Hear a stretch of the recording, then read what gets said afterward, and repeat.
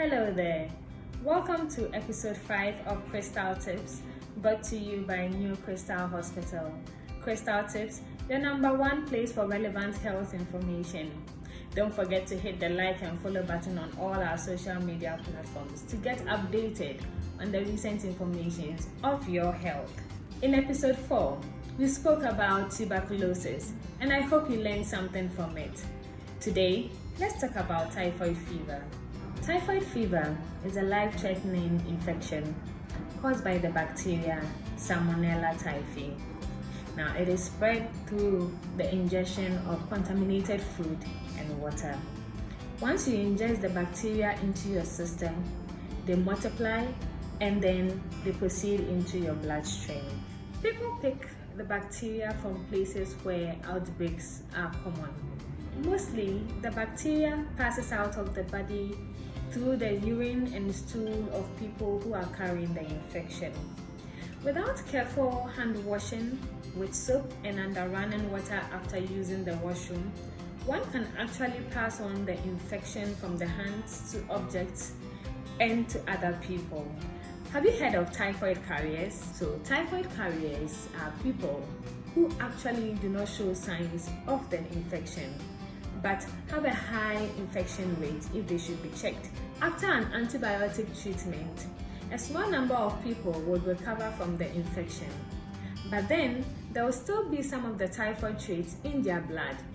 These people may never show signs of the infection, and they are called chronic carriers. A chronic carrier can easily pass on the infection to you through their stools or their urine. Let me cite an example of how typhoid fever can easily be acquired. So imagine you decide to go and buy food by the roadside from a food vendor who is a chronic carrier of the typhoid infection. I already explained that the chronic carrier is one who has the infection but doesn't show any signs or symptoms, but then can easily spread the infection to another person. So you bought food from this food vendor who is a chronic carrier. She used the washroom and did not wash her hands with soap and water. She comes back to serve the food to you.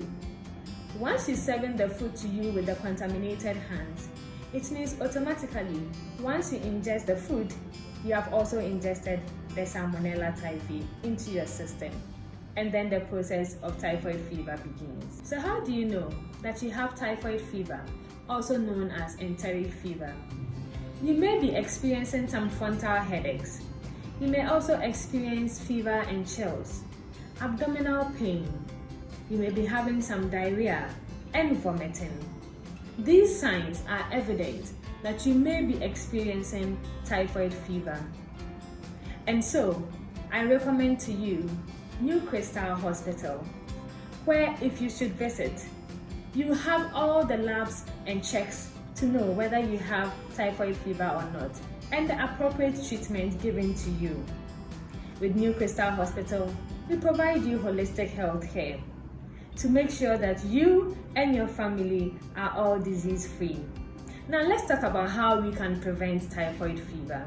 You can prevent typhoid by washing your hands regularly with soap and under running water.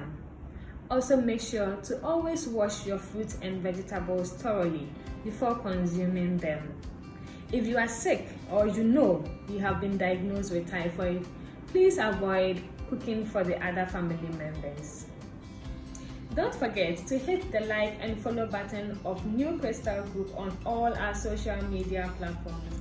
And don't forget to keep your comments coming in. So that's it for typhoid. See you again on our next episode. Bye.